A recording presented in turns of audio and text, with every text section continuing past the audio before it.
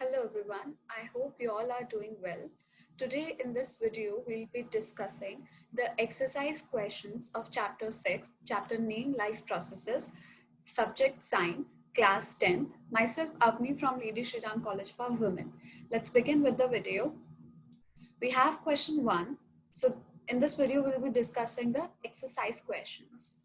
So question 1, the kidneys in human beings are a part of the system for, so we have A, nutrition, B, respiration, C, excretion, D, transportation. Let's look at the answer. Answer is C. In human beings, the kidneys are a part of the system of excretion. Okay. Second question. The xylem in plants are responsible for A, transport of water, B, transport of food, C, transport of amino acids, D, transport of oxygen. Let's look at the answer. So answer is A. In plants, xylem is responsible for transport of water. Moving on. Question 3. The autotrophic mode of nutrition requires A, carbon dioxide and water, B, chlorophyll, C, sunlight, D, all of the above. And the answer is D.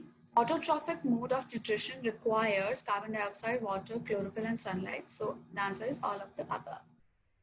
Question 4. The breakdown of pyruvate to give carbon dioxide, water, and energy takes place in cytoplasm, mitochondria, chloroplast, nucleus.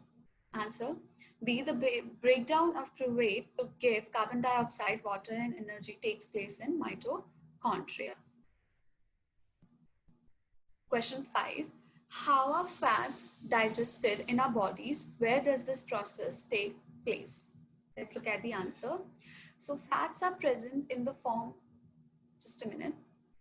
Fats are present in the form of large globules in the small intestine. The small intestine gets the secretions in the form of bile juice and pancreatic juice respectively from the liver and the pancreas. The bile salts from the liver break down the large fat globules into smaller globules so that the pancreatic enzymes can easily act on them. This is referred to as emulsification of fats. It takes place in the small intestine. Moving on, question 6. What is the role of saliva in the digestion of food? Let's look at the answer. Saliva is secreted by the salivary glands located under the tongue. It makes the food soft for easy swallowing. It contains a digestive enzyme called salivary amylase, which breaks down starch into sugar. Okay, moving on. Next question, question 7. What are the necessary conditions for autotrophic nutrition and what are its byproducts? So let's look at the answer. So autotrophic nutrition takes place through the process of photosynthesis. Carbon dioxide, water, chlorophyll pigment, and sunlight are the necessary conditions required for autotrophic nutrition. Carbohydrates and O2 are the byproducts of photosynthesis. So this is how it goes. 6CO2 plus 6H2O are when provided with chlorophyll and sunlight. So the byproduct is C6H12O6 plus 6O2. Okay, question 8. What are the differences between aerobic and anaerobic respiration? Name some organisms that use the anaerobic mode of respiration. Answer.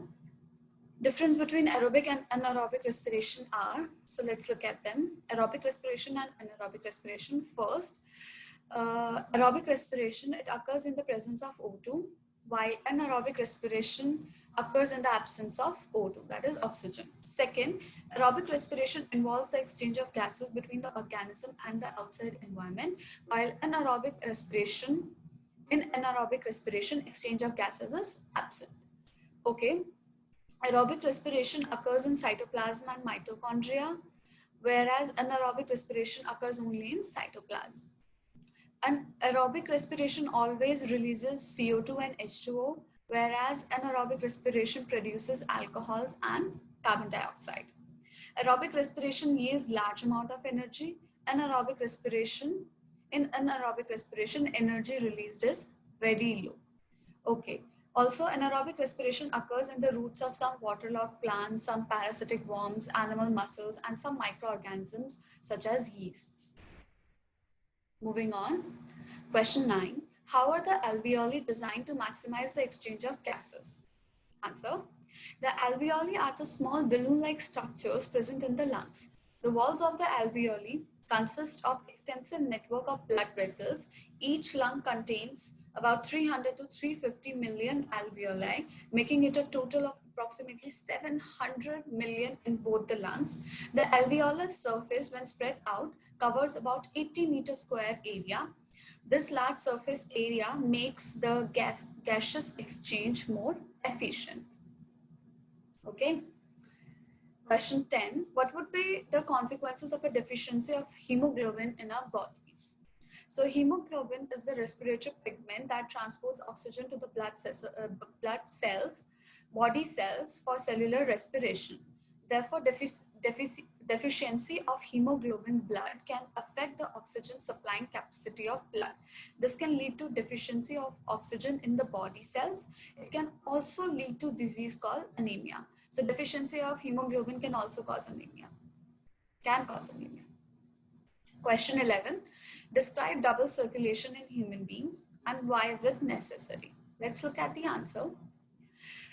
Because both the oxygen and carbon dioxide have to be transported by the blood, the heart has different chambers to prevent the oxygen-rich blood from mixing with the blood containing carbon dioxide. So the human heart is divided into 4 chambers: the right atrium, the right ventricle, the left atrium, and the left ventricle. Now, oxygen-rich blood from the lungs comes to the thin-walled upper chamber of the heart on the left. That is the left atrium. Now the left atrium relaxes when it is collecting this blood. It then contracts while the next chamber, the left ventricle, expands so that the blood is transferred to it. When the muscular left ventricle contracts, in its turn, the blood is pumped out to the body. Then deoxygenated blood comes from the body to the upper chamber on the right, that is the right atrium, as it expands. Now, as the right atrium contracts, the corresponding lower chamber, the right ventricle, dilates. This transfers the blood to the right ventricle, which in turn pumps it to the lungs for oxygenation. During this process, blood goes twice through the heart. That's why it's known as double circulation. Now, why double circulation is necessary? Let's see. The separation of oxygenated and deoxygenated blood allows a more efficient supply of oxygen to the body cells. Now, this efficient system of oxygen supply is very useful in warm-blooded animals such as human beings. Now, as we know, warm-blooded animals have to maintain a constant body temperature by cooling themselves when they are in a hotter environment and by warming their bodies when they are in a cooler environment. Hence, they require more oxygen for more respiration so that they can produce more energy to maintain their body temperature. Thus, the circulatory system of humans is more efficient because of the double circulatory heart. Now, question 12. What are the differences between the transport of materials in xylem and phloem? Let's look at the answer. So, number 1, xylem tissue helps in the transport of water and minerals, whereas phloem tissue helps in the transport of food. Second, water is transported upwards from roots to all other plants by xylem, whereas phloem, the food is transported in both upward and downward directions. Now, transport in xylem occurs with the help of simple physical forces such as transpiration pull. Now, and transport of food in phloem requires energy in the form of ATP. Okay, next question. Compare the functioning of alveoli in the lungs and nephrons in the kidneys with respect to their structure and functioning. So let's look at the differences. Okay, so alveoli are tiny balloon-like structures present inside the lungs, whereas nephrons are tubular structures present inside the kidneys. Second, the walls of the alveoli are 1 cell thick and it contains an extensive network of blood capillaries, whereas nephrons are made of glomerulus, Bowman's capsule, and a long renal tube. It also contains a cluster of thin-walled capillaries.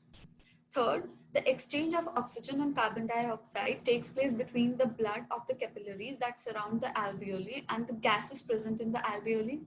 Now, alveoli are the site of gaseous exchange, whereas What happens in nephron is the blood enters the kidneys through the renal artery, which branches into many capillaries in the glomerulus.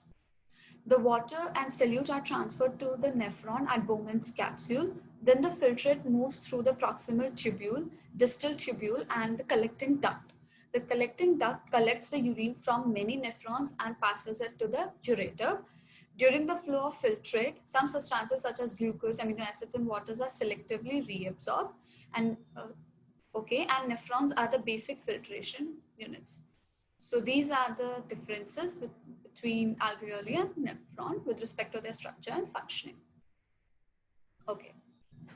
Okay, so that's all for this video, guys. I hope you all understood. Thank you. Take care. Bye-bye.